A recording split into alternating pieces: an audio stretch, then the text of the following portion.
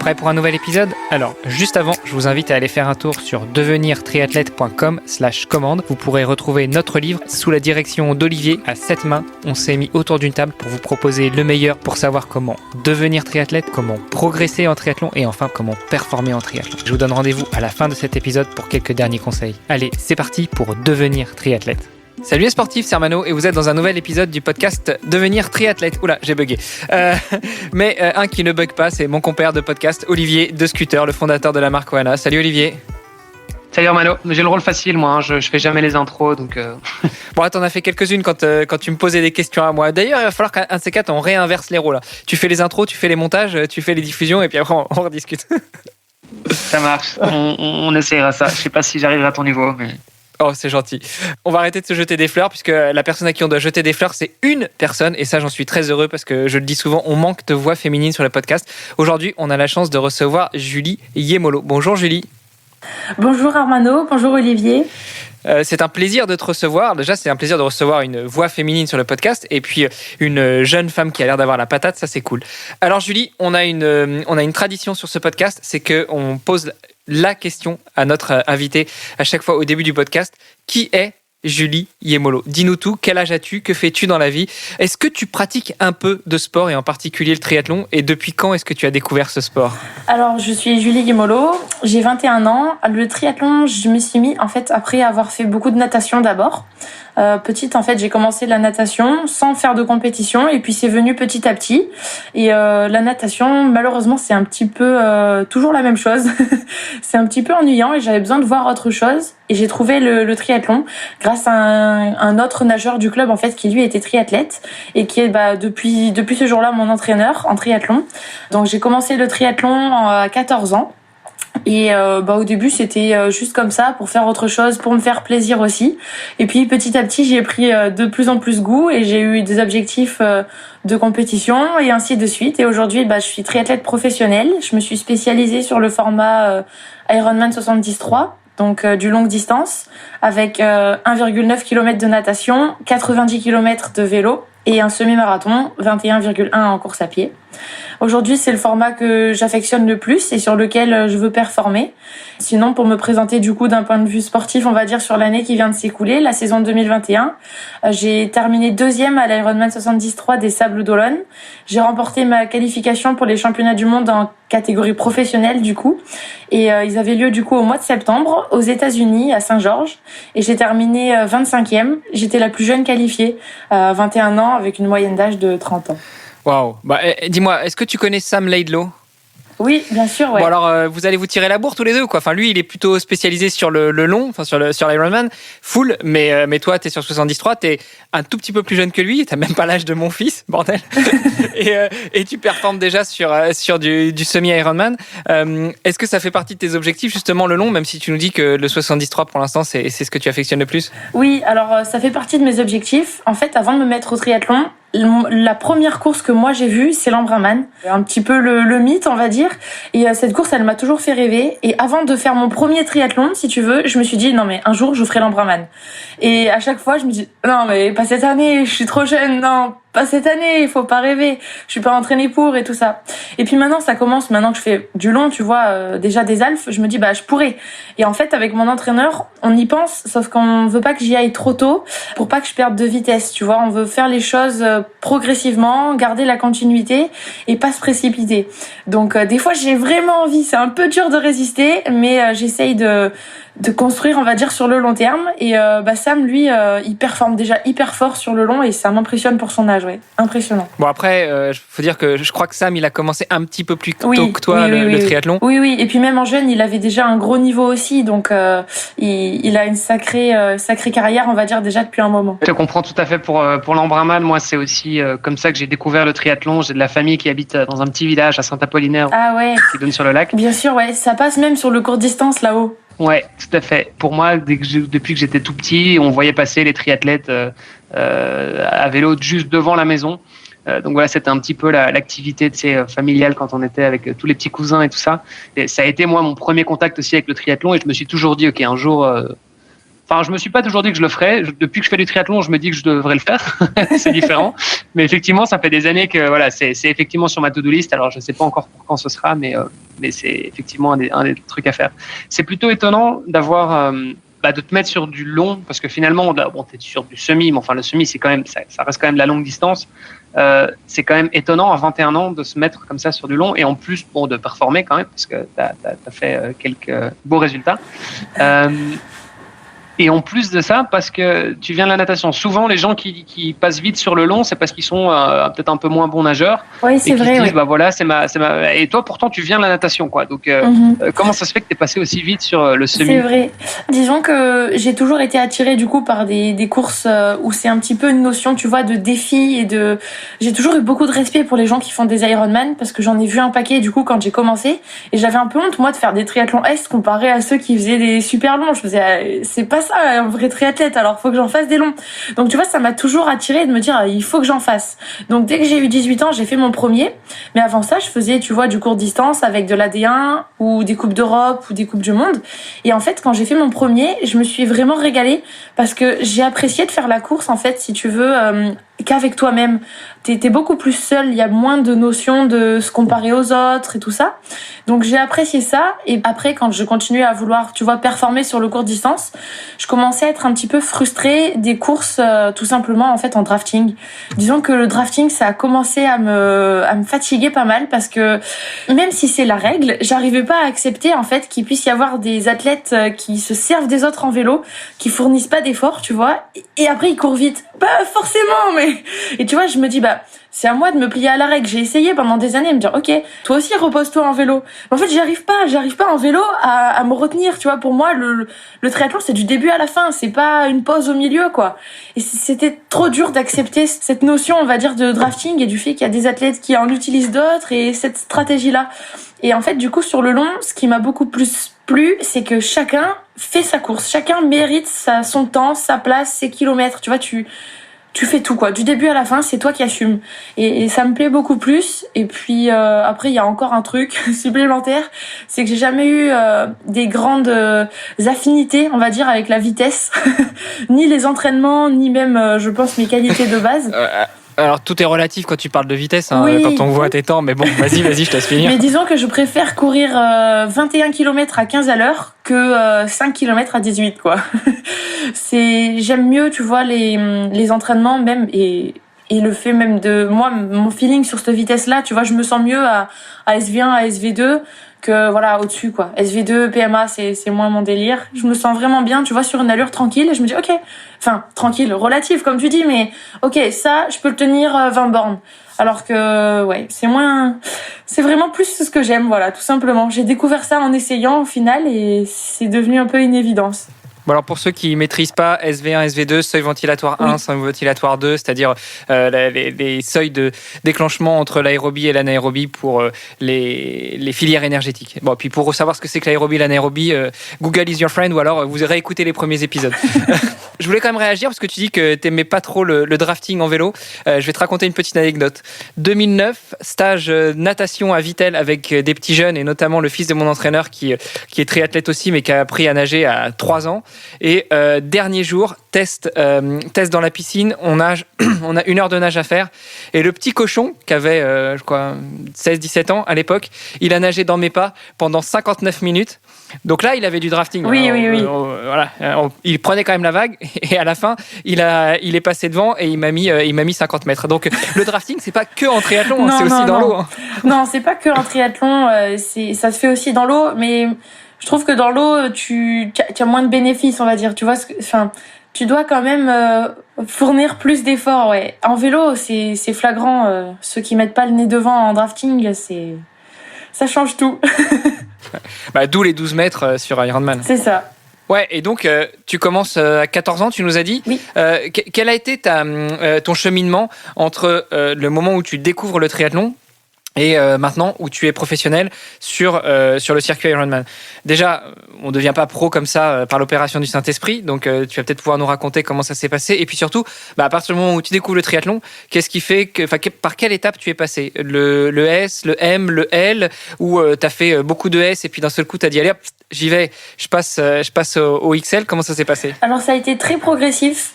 J'ai rejoint d'abord un club de triathlon tout près de chez moi avec une quinzaine de licenciés. C'était un club super familial et j'ai été super bien accueillie. C'était vraiment un climat très positif et j'ai fait mon premier triathlon avec eux, qui était pas un triathlon officiel en fait. On l'a organisé nous comme ça en allant à la plage. Et donc mon premier triathlon sans dossard, sans chronométrage, quoi, c'était un triathlon S. Ah mais en fait vous étiez des précurseurs du Covid, c'est ça? Vous C'est faisiez un peu ça, ouais. des épreuves off. Mais bon, en 2014, on avait de l'avance. Hein. Et du coup, en fait, c'est comme ça que j'ai fait mon premier triathlon. Ensuite, j'ai fait des formats jeunes qui étaient du coup des formats XS. Et en fait, en natation, si tu veux, mon objectif principal, c'était de me qualifier au championnat de France. Et du coup, quand je me suis mis au triathlon, je me suis dit, ok, je veux me qualifier au championnat de France. Donc, les championnats de France minimes en triathlon, il y a des quotas. Tu dois participer aux interrégions et il faut rentrer dans les quotas. Donc, disons que les qu'est-ce qui premières fait que années... tu veux te qualifier au championnat de France? Il y a, enfin, je veux dire, il y a un truc, tu as toujours eu beaucoup de confiance en toi et tu t'es dit, ok, Non, go, ou je veux dire, natation, tu avais un certain niveau. en triathlon, j'avais aucun niveau, du coup. Non, aucun niveau. Qu'est-ce qui t'a fait dire, j'ai la légitimité, allez, j'y vais, quoi? Non, je me suis pas dit que j'avais la légitimité, mais disons qu'en gros, si tu veux, en natation, c'est venu très progressivement la compétition. C'est mon entraîneur qui m'a dit, bon, tel jour, il y a une compète, tu viens. Ok, c'était le départementaux. Et puis il m'a dit, ok, tu t'es qualifié aux régionaux. Et puis, tu vois, petit à petit, ça s'est fait tout seul. Et après, le niveau que je voulais franchir, d'aller au championnat de France, ça a été assez difficile pour moi. C'était compliqué, si tu veux, en natation. Il y a des quotas, des temps très précis à faire, des minima. Et en fait, si tu y arrives, tu y vas, sinon, tu y vas pas. Et disons que pendant 2 ans en natation, j'ai essayé de me qualifier au championnat de France minime et ça passait pas. Il y a des fois où j'ai raté sur même un 800 mètres, j'ai raté à 1 centième. Donc ça devenait vraiment très très frustrant. C'est le petit doigt qui a pas touché. Non mais c'est rien quoi. Et en fait si tu veux, à ce moment-là, t'as 2 périodes de qualif en plus en natation. Tu as décembre pour se qualifier pour les N2 d'hiver. Et par exemple juin pour se qualifier à ceux d'été. Et les temps entre juin et hiver, c'est de plus en plus dur sur la saison. Donc tu rates en décembre, tu t'entraînes dur, tu progresses, t'améliores ton temps et tu passes encore pas. C'est pour ça en fait que la natation ça devenait vraiment super frustrant. Et du coup, je me suis arrêtée en fait en natation à un niveau où je voulais aller au championnat de France et je me suis mis en autre sport. Du coup, j'ai dit je veux faire la même chose, je veux aller au championnat de France d'office, tu vois, c'était au même moment en fait. Et donc du coup en triathlon c'est des quotas qui sont de à peu près 25 par catégorie d'âge sur les interrégions, 25 places. Et du coup la première année j'y suis allée, mais vu que je venais de la natation, je nageais assez bien pour mon âge. J'ai été dans les meilleures nageuses chez les triathlètes. Alors par contre je perdais tout en vélo et en course à pied. Au début c'était vraiment juste je savais faire que nager quoi. Mais du coup c'était assez sympa parce que entre guillemets, une première partie de la course, je la vivais, tu vois, j'étais dedans. Après, j'étais derrière, mais au début, j'étais dans le truc. Donc, ça m'a donné envie d'apprendre, quoi. Quand le pack te rattrape, quand même, en général, ça aide un petit peu, quelques centaines de mètres, quelques kilomètres. Je perdais tout, ouais. Donc, voilà, au fur et à mesure, je me suis dit, non, mais là, je veux progresser en course à pied, j'ai pas envie de perdre 20 places à chaque fois. Et donc, au fur et à mesure, je me suis fixé des objectifs là-dessus. Et puis, au début, c'était juste aller au championnat de France. Ensuite, c'était, faire un top 30, l'année d'après faire un top 20, ainsi de suite. Et dans mes dernières années jeunes, je voulais faire des podiums au championnat de France. Donc j'ai fait 2 podiums au championnat de France d'aquathlon. J'ai fait 3e et 2e la dernière année. Et en triathlon, j'ai eu ma meilleure place, c'était malheureusement 4e au pied du podium la dernière année. Et puis en parallèle de ça, je faisais aussi des coupes d'Europe junior en jeune, avec des top 10 au mieux. Et puis, en fait, du coup, en junior, si tu veux, tu as l'âge de faire des premiers triathlons M. Donc, dès que j'ai eu l'âge, c'était dans la continuité des choses. J'ai voulu faire mon premier M parce qu'à terme, j'avais déjà l'idée de plus tard faire plus long. Donc, dès que j'ai eu 16 ans, j'ai fait le premier triathlon M. Donc, j'en ai fait plusieurs la même année. Du coup, je connaissais 3 formats, XS, S et M. Et ensuite, l'année d'après, à 18 ans, dès que j'ai eu l'âge, là, j'ai fait mon premier format L, donc Alpha Ironman. En gros, sur les formats, ça a été vraiment quelque chose de progressif. Et sur les objectifs aussi, au final.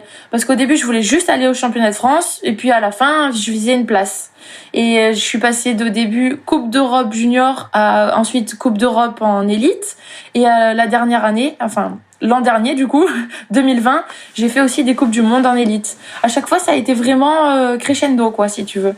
Et sur le longue distance, au final, c'était la même chose. Au début, j'étais en groupe d'âge.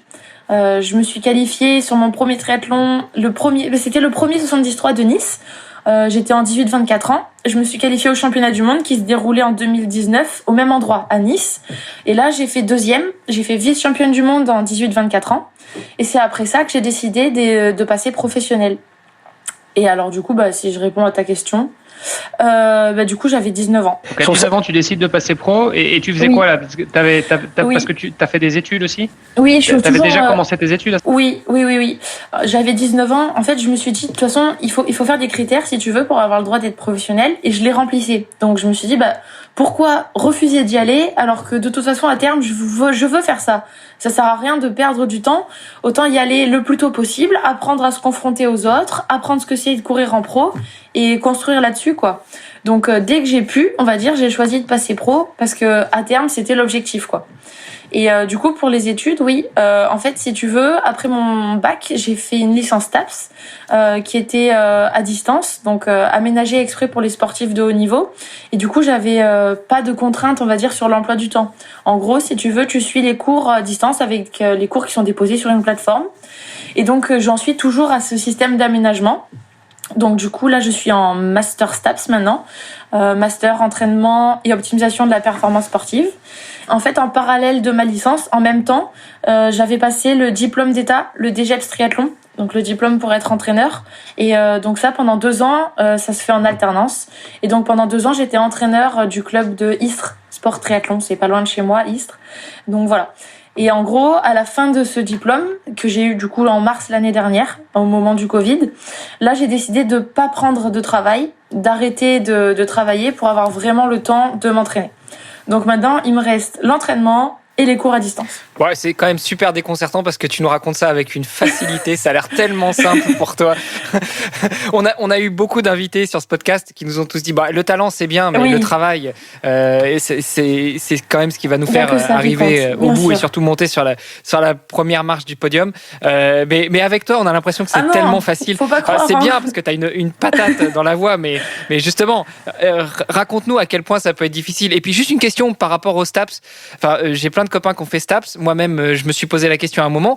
Il me semble qu'il y a une partie pratique, une partie technique. Comment tu fais en cours à distance pour être évalué sur l'aspect Oui, j'ai le statut sportif de haut niveau, donc je suis dispensée de cette évaluation-là.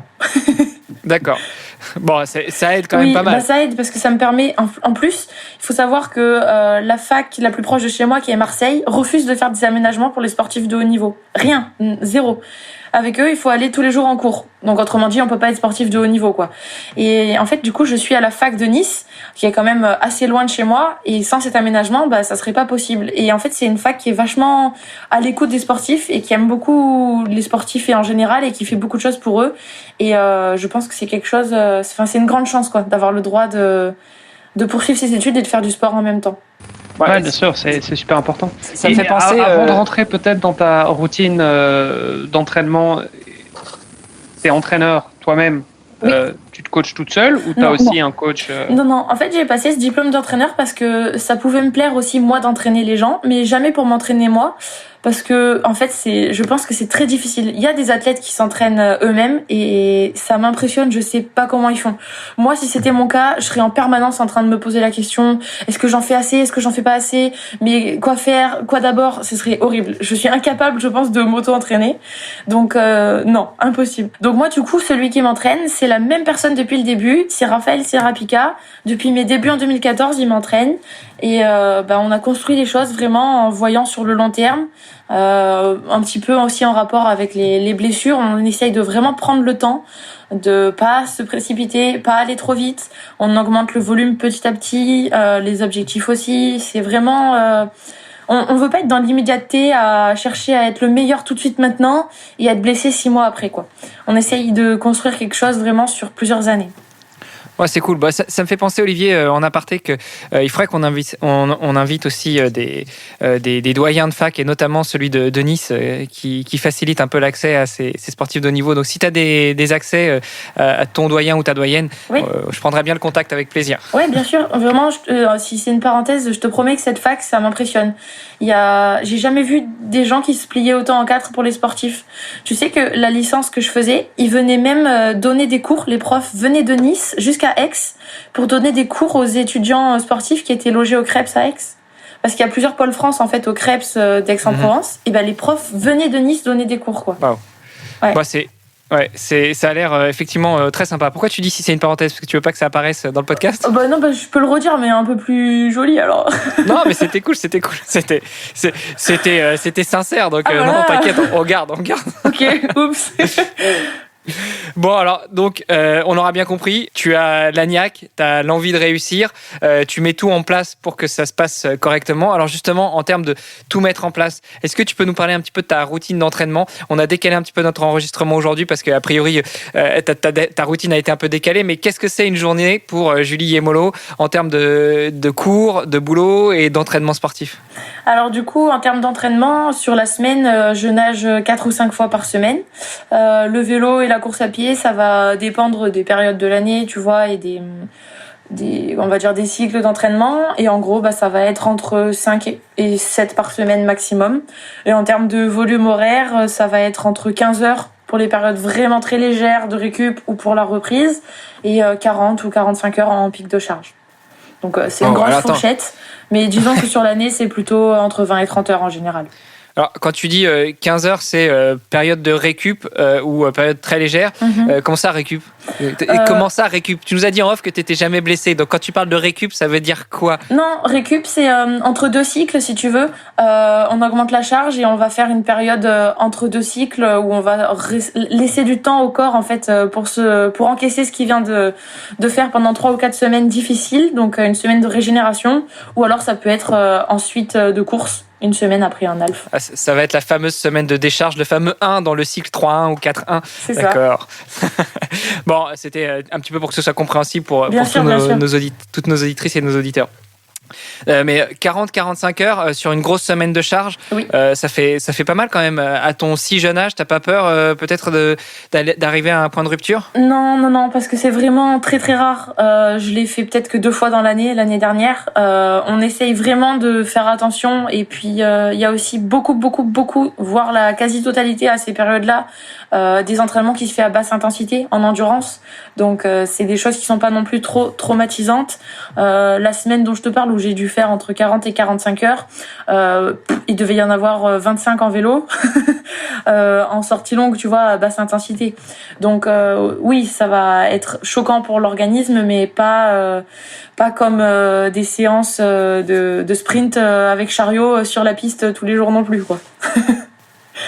Alors, de sprint avec chariot, il faut que tu nous en dises plus. Moi, je vois bien, mais est-ce que nos auditrices et nos auditeurs voient surtout que on s'appelle devenir triathlète, pas forcément devenir athlète. Non, donc il faut que je tu ne guides, fais pas ça, je vous rassure, mais c'était un exemple d'exercice traumatisant. Non, ça peut être un entraînement que font les sprinteurs en athlète. Ils mettent un chariot lesté et ils courent avec. Donc, au niveau explosivité et risque musculaire, c'est bien plus élevé que sur une sortie longue à basse intensité. Ouais. Disons que pour préparer une manche de D1, ça peut être pas mal. Par contre, quand on est sur du long, c'est peut-être pas l'idéal. Ouais, c'est bon.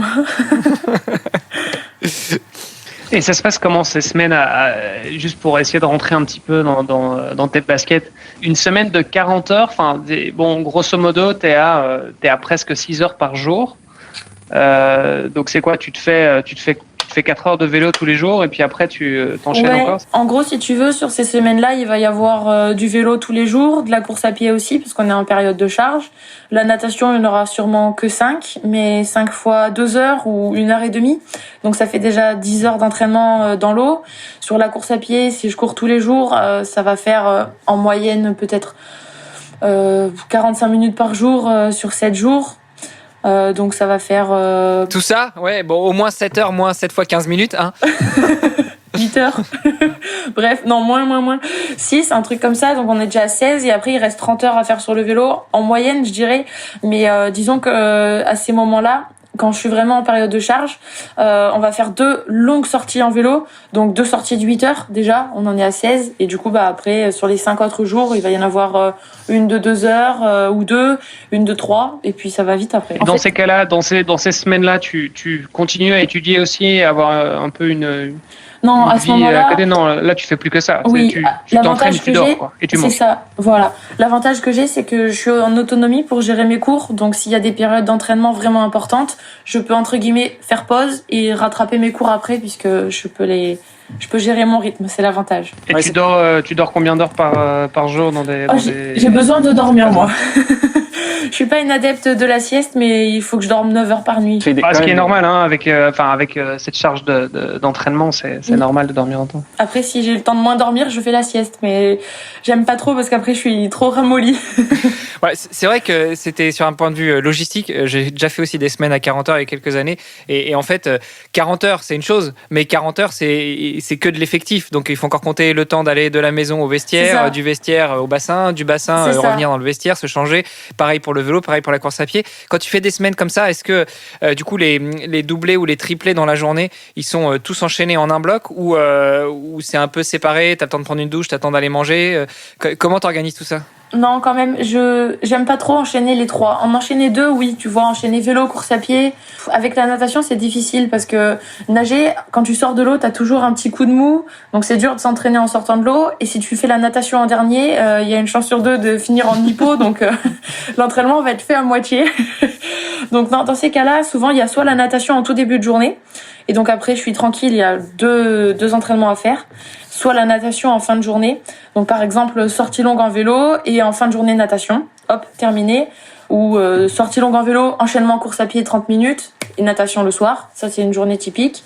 Et sinon, après, s'il y a 3 heures de vélo à faire, par exemple, on peut le faire soit le matin, soit l'après-midi. Et puis, je cale. L'avantage, c'est que souvent, j'ai des horaires assez libres. C'est l'avantage, on va dire, du triathlon.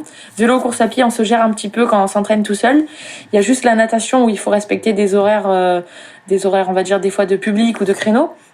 Mais donc du coup, oui, c'est un peu comme tu dis quoi, les semaines à 40 heures, même si elles sont rares, c'est natation, vélo, course à pied, repas, douche et dodo quoi. Ça tourne autour de ça les journées, ouais. Bon, et Julie, du coup, quand tu t'entraînes en groupe, mais oui, t'as des c'était ça. compagnons d'entraînement, t'es en club ou bien t'es plutôt du style à t'entraîner seul? Alors je suis plutôt du style à m'entraîner seule, on va dire 99% du temps. Je suis assez habituée à ça au final. Depuis mes débuts en triathlon, j'ai toujours été en autonomie, on va dire, avec les entraînements qui sont prêts, tu vois, mais je les réalise toute seule. Après, par contre, en période de charge et en stage, souvent les stages coïncident avec les grosses semaines d'entraînement. Et là, oui, souvent les stages, par contre, on est en groupe. Cet été, par exemple, on était une quinzaine en stage dans les Alpes. Où voilà, on essaye de se grouper entre triathlètes parce que une sortie de 8 heures tout seul, c'est moins sympa, on va dire. Ouais, c'est moins facile. Hein. C'est vrai qu'il y a un moment où tu commences très dur, je moralement, c'est plus difficile. Ouais, voilà. Je comprends. Disons que voilà, tu vois les périodes clés, on les fait en groupe, mais sinon le reste de l'année, quand je suis chez moi, je suis seule la plupart du temps, ou avec Raphaël qui s'entraîne aussi des fois avec moi, mais souvent seule. Au final, ça me convient bien parce que je gère l'heure à laquelle j'y vais, je choisis mon parcours, voilà, j'aime bien avoir cette liberté aussi. D'être seule, et puis ça fait du bien des fois de faire le vide, tu vois, de penser à rien, c'est pas mal. Ok, c'est marrant parce que c'est un peu le discours des personnes plutôt introverties. Pourtant, t'as l'air plutôt être extraverti. Alors, Oui. je me trompe complètement. Non, c'est ça. Mais en fait, du coup, c'est le seul moment où j'ai le droit d'être toute seule, les entraînements. Où j'apprécie, tu vois. C'est l'inverse. Ouais, mais voilà. en même temps, si c'est 40 heures semaine. Non, mais non. 20. Mais tu vois, nager, hop, ça me fait une pause aussi. Moi qui parle tout le temps et qui aime tout le temps discuter avec les gens et tout. C'est ça, t'as l'air assez bavarde, assez sociable, tu vois. C'est Donc vrai. je me dis, est-ce que ça te fait pas chier d'être toute seule, quoi? Non. Moi, je te comprends. Enfin, moi aussi, être seule, j'aime pas trop, tu vois. Bosser Ça seul. dépend pourquoi, ouais. Vivre Le seul. vélo, j'aime tu pas vois, trop être seule. J'aime bien discuter en vélo, tu vois. Ça passe Ouais. plus vite. Ouais, Alors c'est que quand même cool. ouais, courir seul, ça me dérange vraiment pas, tu vois. Mais bon, après, j'apprécie quand on est en groupe, tu vois, être avec les autres, ça te pousse, ça te fait aller plus loin, c'est aussi motivant, c'est des défis des fois. Donc, Ouais, et puis t'as quand toujours il y a le un côté groupe, un petit peu j'en ludique aussi, profite tu vois, vraiment, t'as une grosse c'est ça. côte, tu sais C'est que ça. si t'es à vélo avec des potes, bah tu sais C'est que ça, voilà, forcément bien s'amuser. ça va se titiller un Bien petit peu, sûr. quoi.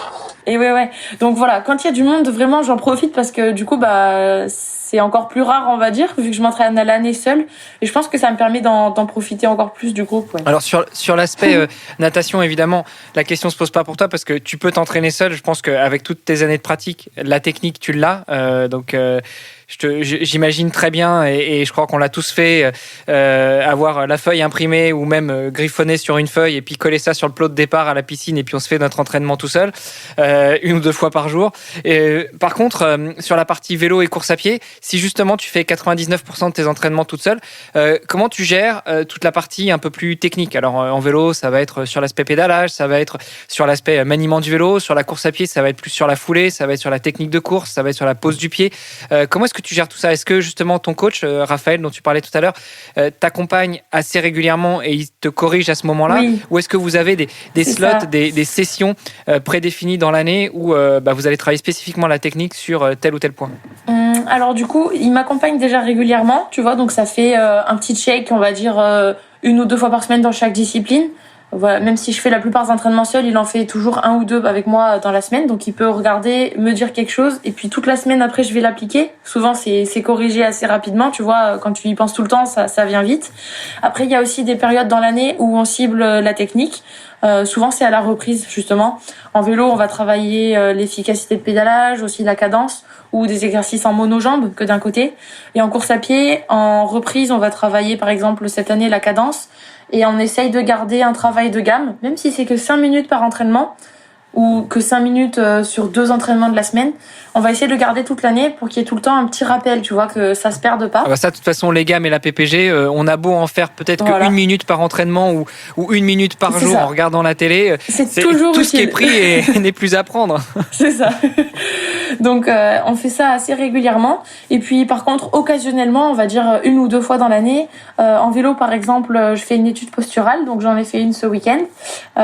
Donc, ça me permet de vérifier ma position, surtout s'il y a eu un changement des fois de matériel, de checker aussi le pédalage, comment il est. Et après, par rapport à la course à pied, tu disais comparé à la natation, c'est vrai que j'avais pas de technique, on va dire, en course à pied quand j'ai commencé. Et justement, à cette période-là, en fait, quand j'ai commencé, je faisais beaucoup moins d'entraînement seul. Raphaël était là la plupart du temps. Et j'ai aussi été dans un club d'athlétisme dans mes années jeunes, donc minime, cadette et junior. Donc j'avais aussi l'aspect course à pied pure, tu vois, si tu veux, athlétisme, avec un coach. Voilà, c'est ça. L'aspect athlétisme. Donc on a essayé de faire les bases, on va dire. Alors tu parles du matériel aussi. Quel matériel tu utilises? On a, dans un épisode précédent, on a longuement parlé du capteur de puissance, du cardiofréquence-mètre, ce genre de choses. Est-ce que c'est des éléments que tu regardes attentivement? Est-ce que c'est des données que ton coach analyse, enfin te demande et analyse? Ou est-ce que toi t'es plutôt de la team feeling? Ah non, pas la team feeling. La team feeling, c'est-à-dire pour pas être obsédé par la montre pendant l'entraînement, oui, mais pas la team feeling sur l'année. Parce que en fait ces données-là, elles nous permettent à Raphaël et à moi de quantifier la charge d'entraînement, pas seulement le volume mais aussi la charge. Donc il y a des formules avec la puissance en vélo qui estime la charge de l'entraînement et l'intensité par rapport à la puissance, ou en course à pied ça va être par rapport à la fréquence cardiaque ou par rapport à la puissance, puisque j'utilise aussi un capteur de puissance en course à pied. Et si je ne m'abuse, qui est ton sponsor aussi, non? Oui, Stryd. Voilà. Donc du coup, la puissance va nous servir en vélo et en course à pied. La fréquence cardiaque aussi, même si en vélo, du coup, elle rentrera pas en compte dans le calcul de la charge. Mais donc c'est toujours pour avoir, tu vois, une sorte de contrôle sur les zones et les intensités d'entraînement. Et aussi, ça nous permet d'un cycle à l'autre ou d'un mois au mois suivant sur la saison, de voir des éventuels progrès, tu sais, à l'entraînement. Et donc de savoir avant les courses à quelle puissance je dois rouler, comparé à l'an dernier, comment gérer les efforts. Donc c'est vraiment au quotidien et sur l'année que je me sers de tous ces accessoires et capteurs. Alors tu parles souvent à la première personne du pluriel, c'est-à-dire que en fait dans tes entraînements, ton entraîneur et toi, vous faites qu'un, vous analysez tout ensemble et vous en tirez des conclusions, ou oui. tu lui laisses carte blanche et c'est lui qui gère et puis éventuellement tu donnes ton avis? Oui, c'est plutôt ça quand même. Il a carte blanche à 99,99%. Mais bon, si tous les jours il me faisait faire de la danse, je dirais non. Mais vu qu'il me fait faire natation, vélo, course à pied, ça va, j'ai confiance. Okay. Et puis disons que depuis toutes ces années, vu les progrès que j'ai fait, je pense qu'il a mérité ma confiance aussi, parce que je pars de très très loin. Donc Disons que, si tu veux, pour donner un ordre d'idée, mes premiers triathlons, sur 5 km, je courais à 10 km/h. Maintenant, je cours le semi à 15. Oui, mais t'étais une gamine, c'est pour ça, t'avais pas encore la caisse. Disons qu'il y a eu du mieux quand même. Donc, non, Raphaël, je lui laisse carte blanche, même si, on se met d'accord sur le calendrier de course, et puis, il y a tout le temps un suivi de comment je me sens, et on ajuste en fonction de ça. Tu dis que tu viens de loin. Bon, en même temps, tu as commencé le triathlon, tu as 14 ans, donc c'est difficile de te comparer à 14 ans et aujourd'hui à 21, et j'imagine que dans 10 ans, ce sera encore différent. Comment ça s'est passé, tes premiers kilomètres à vélo, on va dire? Tu faisais déjà un peu de vélo avant? Non. Ça a été difficile pour toi? T'appréhendais un peu ce moment-là? Alors, j'appréhendais pas parce que j'avais pas conscience de ce que c'était un vélo de route. La première fois que je suis montée dessus, je me suis dit, oulala, c'est super dangereux ce truc, la roue elle est toute fine. Et puis c'est vite passé. Disons que j'ai vite apprécié le vélo en fait. Ça a été comparé à la course à pied, je me suis rapidement amusée en vélo, à faire des cols, à faire le Ventoux pas loin de chez moi, où j'avais fait l'Isoire, du coup à côté d'Embrun, parce que j'allais voir l'Embrunman. Et en fait, j'ai vite apprécié le vélo parce que j'étais contente et fière de moi de faire des cols, j'avais que 14 ans, donc faire des cols à 14 ans, je me disais, c'est cool quand même, c'est bien. Et donc c'était vachement positif pour moi le vélo. Et puis j'ai vite apprécié aussi, tu sais, de découvrir de nouveaux endroits, de voir de nouveaux paysages aussi. Donc le vélo, j'ai rapidement aimé ça. Et alors que la course à pied, au début, à l'inverse, c'était plus difficile. En venant de la natation, j'avais jamais couru avant, j'avais aucune qualité de pied et je me suis rapidement blessée du fait juste de me mettre à courir. J'avais des périostites. Donc ça a été les seules blessures que j'ai eues. La blessure du nageur qui se met à courir, quoi, classique. Et donc en fait, du coup, c'était horrible la course à pied parce que pour moi, c'était juste de la souffrance au début et bobo, souffrance, ça faisait mal. C'était rien de drôle. Et c'est venu beaucoup plus tard, la course à pied. Ça fait que quelques années que j'aime bien. Et c'est encore, à mon avis, que le début. Alors, tu parles de la course à pied. Tu nous dis que ton coach, Raphaël, t'a prise en main, pour ainsi dire, plutôt prise en pied depuis le début.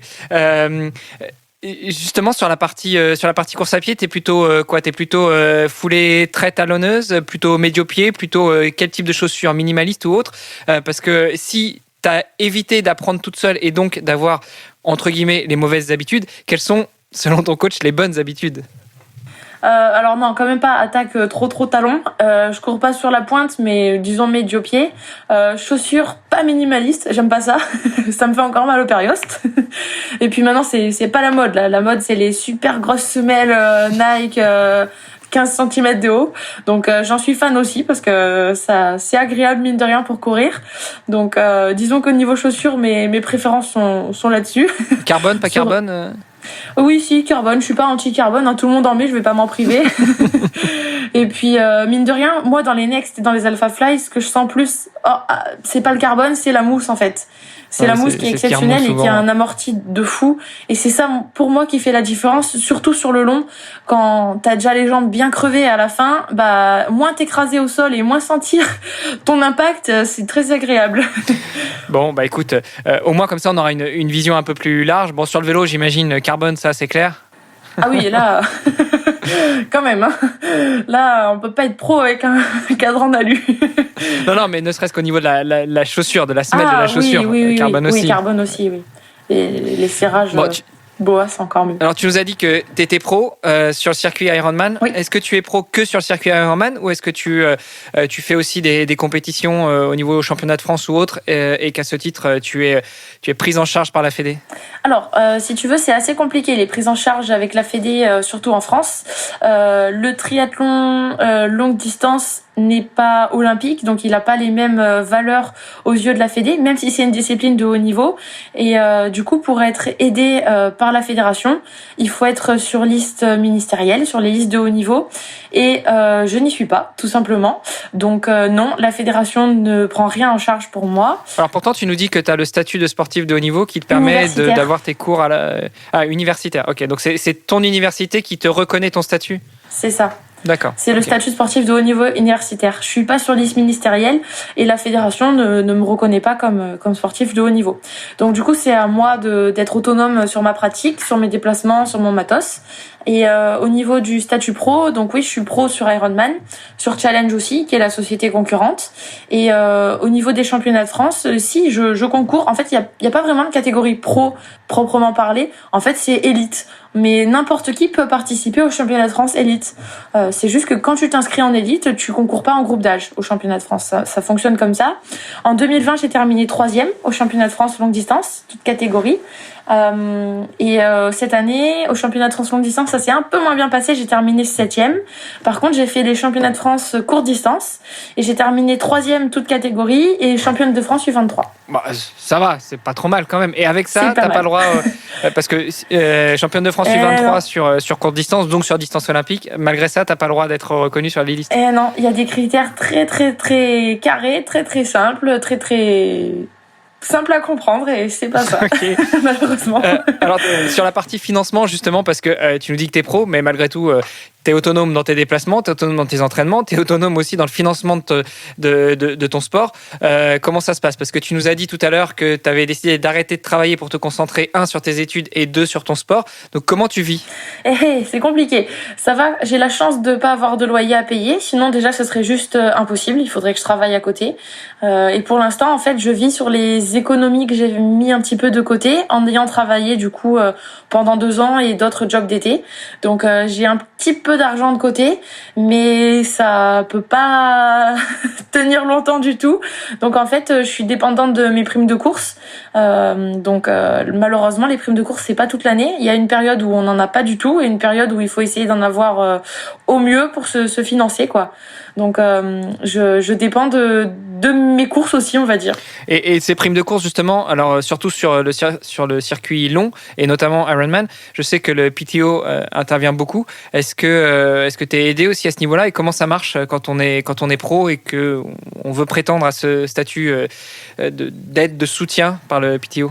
Alors, le soutien par le PTO, il s'adresse uniquement aux athlètes qui sont classés dans les 100 premiers sur leur ranking. Il y a un bonus à la fin de l'année si on est toujours dans les 100 premiers. Alors, il reste 1 mois. Pour l'instant, j'y suis toujours, mais je vais pas m'avancer. Si je reste dans les 100, j'aurai une aide du PTO qui est donc de $1,000. C'est une aide, c'est sûr, mais ça suffira pas dans tous les cas pour financer une saison entière. Mais bon, on va pas râler, c'est déjà cool de pouvoir compter là-dessus. Ils font beaucoup de choses quand même positives dans le triathlon, je pense, le PTO, et puis je pense que c'est que le début. Et ensuite, au niveau des primes Ironman, il y a plusieurs catégories de courses.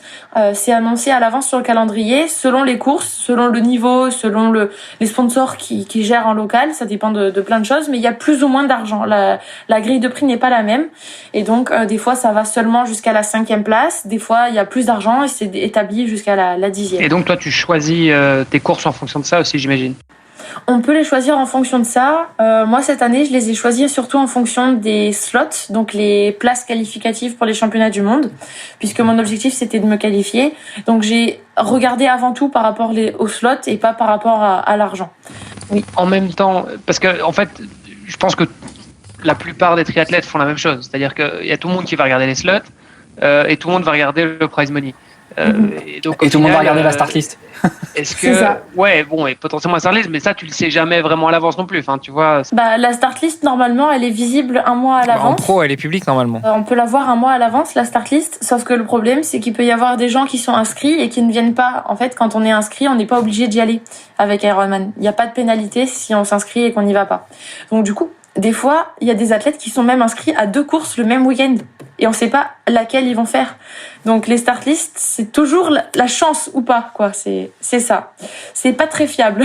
Voilà, exactement. Mais donc au final, tout le monde essaie de faire un petit peu le même calcul. Donc est-ce que, tu vois, à la limite, est-ce que c'est pas plus intéressant d'aller là où tu as un petit prize money et peu de slots, parce qu'au moins tu te dis j'ai plus de chances de gagner. Il y a quelques temps, ça marchait cette stratégie-là, sauf que malheureusement, il y a pas que toi qui as eu l'idée. Et du coup, des fois, il y en a qui vont là où il y a le plus d'argent et le plus de slots, et il y en a 2 ou 3 qui se disent, je vais aller là où il y a personne. Sauf que du coup, ils y vont, donc il y a pas personne. Tu vois ce que je veux dire?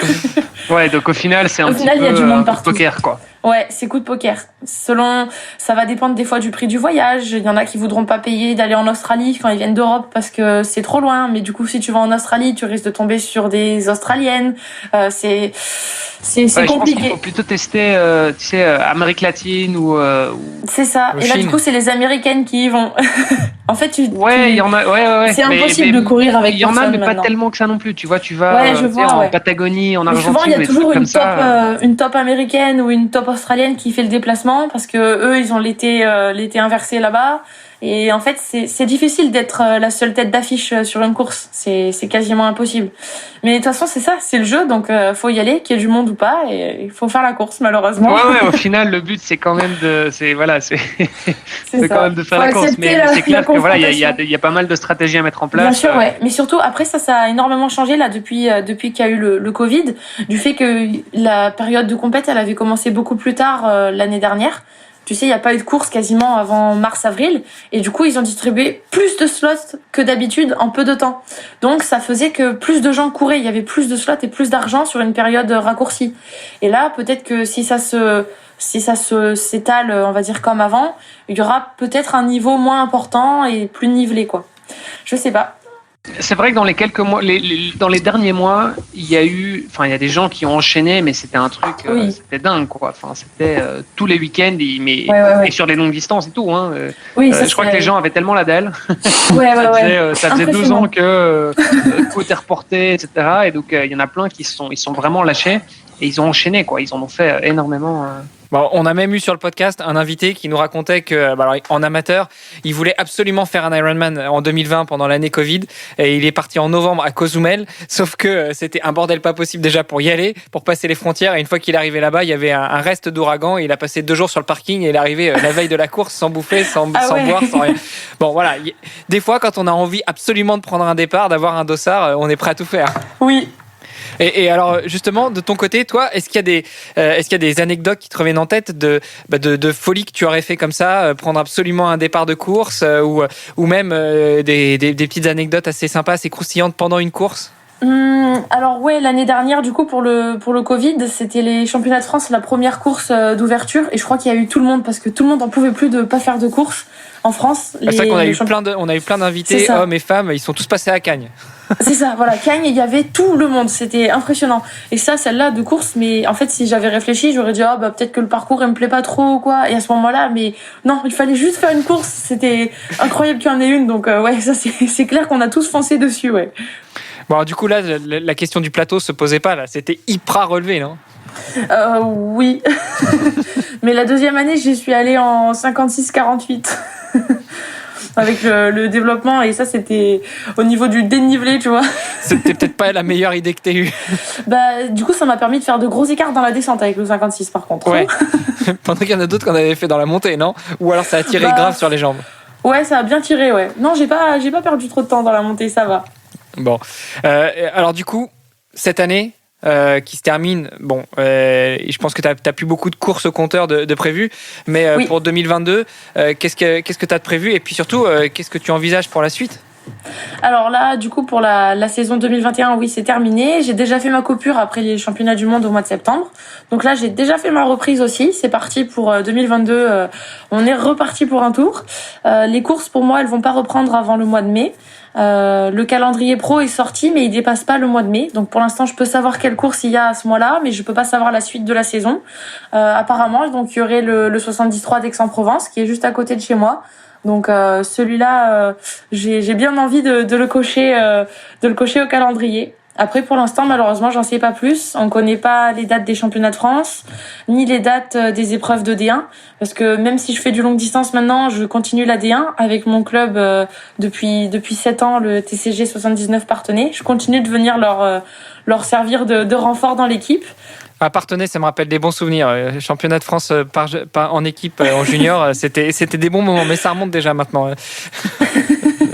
Voilà. Donc même si c'est pas l'objectif, la D1 j'en ferai aussi, mais on n'a pas les dates encore pour l'instant. Bon, et puis après 2022, qu'est-ce que tu envisages pour la suite? Tu nous as parlé tout à l'heure de full Ironman, mais que tu rongeais ton frein, tu vas le ronger encore pendant combien de temps à ton avis?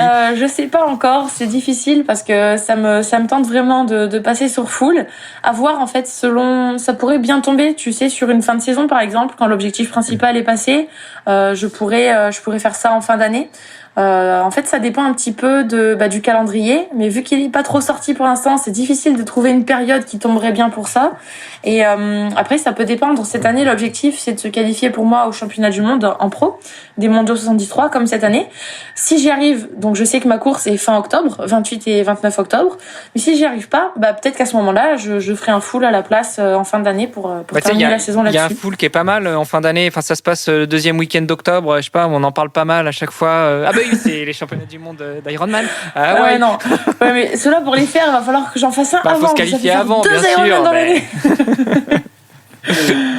Et puis bon, prendre la qualif sur le premier, ça s'est déjà vu, mais c'est compliqué aussi quand même. Donc mais alors, on n'en est pas là. Alors justement, en pro, sur le circuit Ironman, même si tu cours que sur 73, tu peux pas te qualifier pour les championnats du monde full? Pas en pro. En fait, en groupe d'âge, il existe les 73 où tu peux avoir une qualif pour Hawaï.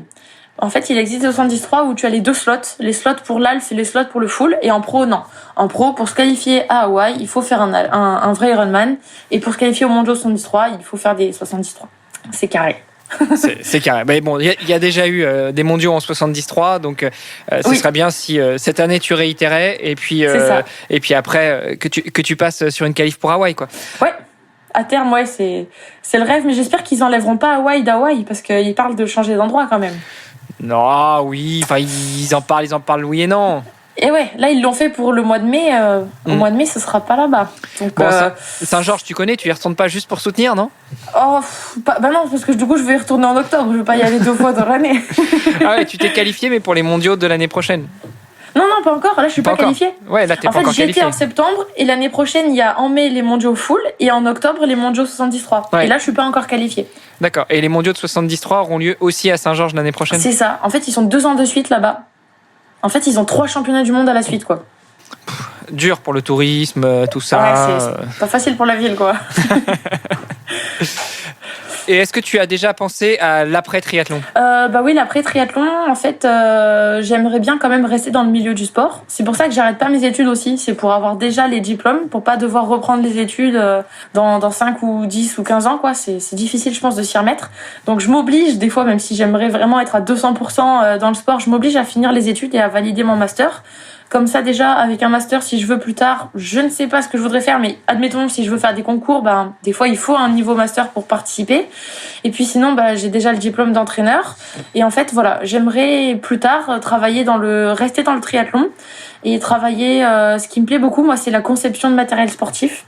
J'aimerais bien travailler avec une marque et participer avec eux au développement, à la conception, des fois peut-être même à l'innovation, et apporter ma vision de pratiquante et triathlète pro et aussi mes idées, parce que je pense que j'ai pas mal d'idées. Tu sais que pour la partie conception, t'es peut-être pas dans la bonne branche d'études, donc comme t'es toute jeune, il t'en reste encore, tu peux encore bifurquer. C'est ça. Après, je pourrais aussi être sinon en mode consultant. Ouais. Tu vois, avec l'aspect optimisation de la performance, mais pas l'ingénierie. Mais j'ai quand même fait une licence aussi ingénierie et ergonomie du mouvement humain en STAPS. Je sais pas si tu connais Léon Chevalier, mais sinon tu pourras discuter avec lui aussi, parce que lui il est plus justement dans l'ingénierie. Alors ingénierie chimique, mais éventuellement vous pourrez discuter conception ensemble. Bien sûr, ouais. Et je crois qu'il y a Anthony Cos aussi qui est vachement branché là-dessus et il s'amuse bien aussi à optimiser son vélo, lui. Bon alors, je voulais revenir sur 2 points. Le premier, c'est que tu nous dis que tu aimerais bien de temps en temps lever le pied sur les études pour être à 200% sur le triathlon. Malgré tout, il y a peut-être ce risque d'arriver à un point de rupture, une blessure. Mais en off, tu nous as dit que tu pouvais pas parler des blessures parce que tu ne t'étais jamais blessé. Comment est-ce possible? Parce qu'on essaye de construire les choses vraiment prudemment, de garder surtout le principe de la progressivité. Et puis, il y a aussi une grande partie en fait du volume d'entraînement que je fais qui se fait à basse intensité ou en vélo. Donc, il y a un sport porté où il n'y a pas d'impact. Donc c'est relativement, à moins d'avoir une mauvaise position en fait sur le vélo, c'est difficile de se blesser. Ouais, on en sait quelque chose. Donc voilà, on essaye de faire attention, on va dire, à la gestion de la charge et d'y aller petit à petit. Ça fait que 1 an que je m'entraîne vraiment. J'avais jamais fait des semaines aussi importantes que celles dont on a parlé tout à l'heure avant. Disons que mes années jeunes, je m'entraînais 15 heures par semaine. Donc à ce rythme-là, je risquais pas le surentraînement ou quoi. Et on n'a jamais voulu aller trop vite, trop tôt, trop précipitamment, quoi.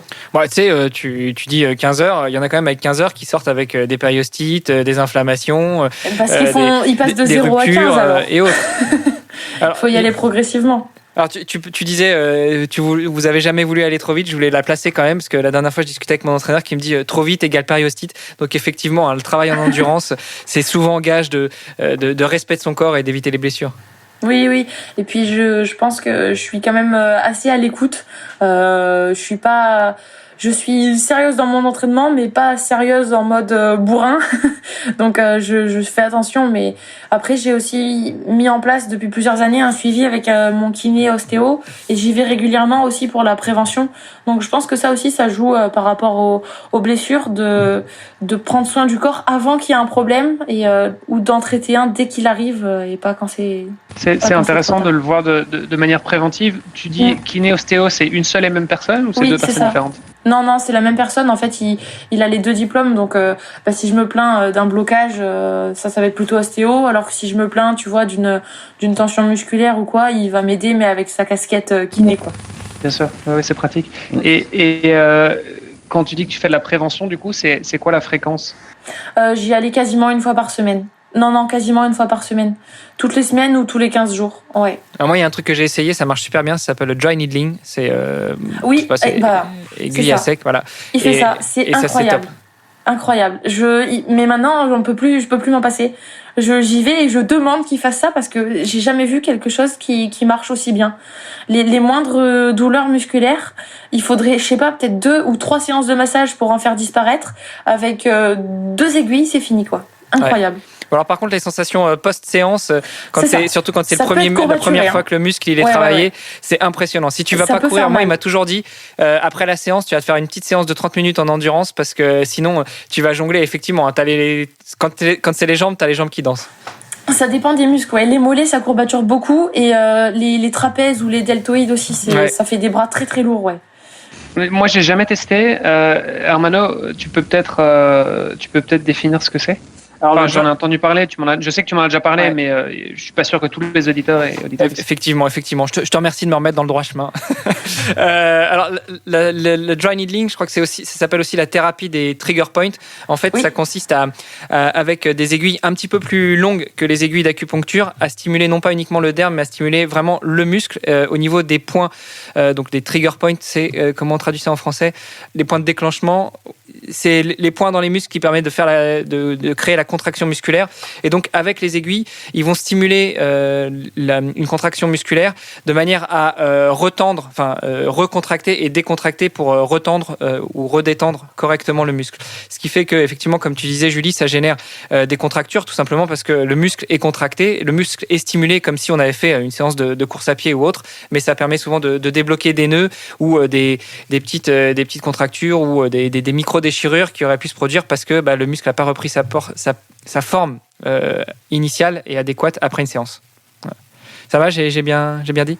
Oui, c'est ça. Super. J'en fais pas à chaque fois, mais de toute façon, le kiné, j'allais le voir 1 fois par semaine ou 1 fois tous les 15 jours. Et à chaque fois qu'il y avait plutôt un point musculaire assez douloureux, en fait, on le sent quand on a mal dans un muscle, c'est comme si on avait un bleu à l'endroit, en fait, d'un trigger point.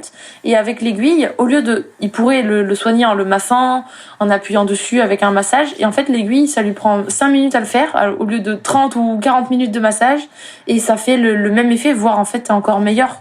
Parce que à la fin, le muscle est vraiment détendu et il y a plus du tout cette tension et cette courbature qu'il y avait avant. Donc, faudra que tu nous passes éventuellement le contact de ton kiné parce que le mien il est anglophone, donc dans un podcast francophone c'est pas top pour l'inviter, mais si ton kiné veut bien s'exprimer, ça pourrait être sympa d'en parler justement de manière un peu plus approfondie, un peu plus scientifique. Et moi, pour l'anecdote, en fait, j'ai toujours eu peur des aiguilles. Enfin, il paraît que c'est un truc très commun chez les hommes, mais ne serait-ce qu'une piqûre de temps en temps, ça me faisait tomber dans les pommes. J'ai même fait une fois un test. Et donc t'as réussi à faire le dry needling, pas mal. Et j'avais même fait une fois un test d'effort, juste la piqûre à l'oreille pour mesurer l'acide lactique. J'ai fait un malaise. Et quand on m'a conseillé d'aller faire du dry needling, j'ai dit au kiné, j'ai dit écoute, tu fais ce que tu veux, mais je veux pas voir l'aiguille. Il m'a fallu 1 an et demi pour oser regarder l'aiguille. Et quand j'ai vu la taille de l'aiguille, il m'a dit il y a plusieurs tailles. J'ai dit, ok, fais-moi voir une. Il m'en a montré une et il me dit les plus grandes c'est celle de la hanche. Et je dis ça c'est celle de la hanche. Non, ça c'est la plus petite, c'est celle que je mets dans les mollets. Donc si vous avez peur des aiguilles, allez quand même voir quelqu'un en qui vous avez confiance. C'est mon conseil. Mais moi, mon conseil, c'est que ça fait pas mal. On s'en fait toute une histoire, mais c'est même pas douloureux. Et puis ça dure 30 secondes, quoi.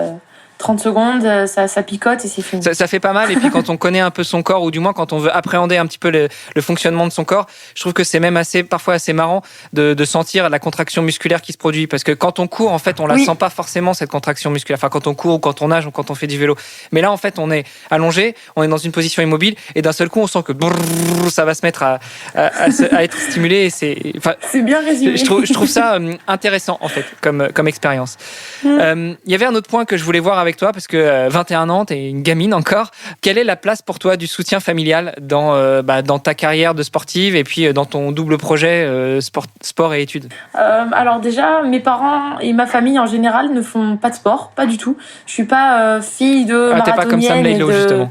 Non, je suis pas fille de triathlète ni fille de sportive tout court en fait. Mes parents font pas de sport, mais ils m'ont toujours encouragée dans ce que je voulais faire. Mais je pense que si j'avais fait de la musique, ils m'auraient soutenue tout autant en fait. Et c'est là que je pense que le soutien de la famille il est important, c'est d'être soutenu en fait. Peu importe ce qu'on fait, d'être soutenu, de faire ce qu'on aime, d'être encouragé et d'être libre en fait de faire ce qu'on a envie. Donc moi, si j'avais dit non, le sport j'en ai marre après la natation, ils m'auraient pas obligée, mais voilà, ils m'ont toujours accompagnée et soutenue là-dedans, toujours encouragée. Et je pense que c'est important, surtout quand on est jeune. Adulte, c'est pas indispensable, mais quand on est petit, avoir le soutien des parents, ça joue beaucoup. Et je pense que il y a plus d'enfants qui feraient du sport s'ils étaient tous soutenus par leurs parents, parce qu'il y en a qui doivent peut-être manquer un petit peu de confiance en eux et qui arrêtent à cause de ça, alors que ça pourrait être reboosté pour pas grand-chose. Alors quand tu parles du soutien des parents, tu veux parler du soutien à quel niveau? Parce que moi j'en ai vu des fois qui soutiennent, mais alors vraiment trop les enfants, et notamment au bord des courses, derrière les barrières. Ah non, mes parents sont... Non, en fait, du coup, vu qu'ils sont pas sportifs eux-mêmes, ils sont pas trop présents, ça va. Après, ils venaient me voir en compétition, mais pas tout le temps non plus. Et non, c'est pas le genre de parents qui me crient dessus pendant la course en me disant c'est n'importe quoi, t'es trop nul, va plus vite. Absolument pas. C'est à peine s'ils m'encouragent parce qu'ils sont timides. Donc non, vraiment, c'était pas les parents trop présents, loin de là. Super. Écoute, Julie, merci beaucoup d'avoir répondu à nos questions. Merci beaucoup d'avoir accepté notre invitation. Merci beaucoup d'avoir partagé cette bonne humeur, cette patate, ce sourire. Ça fait vraiment plaisir. Avant de terminer, j'ai 2 questions. La première, ce podcast s'appelle Devenir triathlète. Tu es encore relativement jeune dans le monde du triathlon, mais pour toi, quel serait ton meilleur conseil pour devenir triathlète? N'ayez pas peur, parce qu'il y a beaucoup de gens qui rêvent de faire du triathlon et ils osent pas, ils pensent que c'est trop dur, ils pensent qu'ils auront pas le temps, ils pensent qu'ils y arriveront pas. Et en fait, ils savent que c'est bien parce qu'ils ont envie d'en faire, mais ils osent pas. Donc, je pense qu'il faut oser y aller et il faut pas avoir peur. C'est le triathlon, oui, ça peut être extrême et ça peut être un sport qui prend beaucoup d'heures. Mais si on veut en faire à haut niveau ou si on veut faire des longs formats, on peut faire du triathlon en s'entraînant peu, en n'ayant pas beaucoup de temps, en faisant que 3 ou 4 entraînements dans la semaine, c'est possible quand même.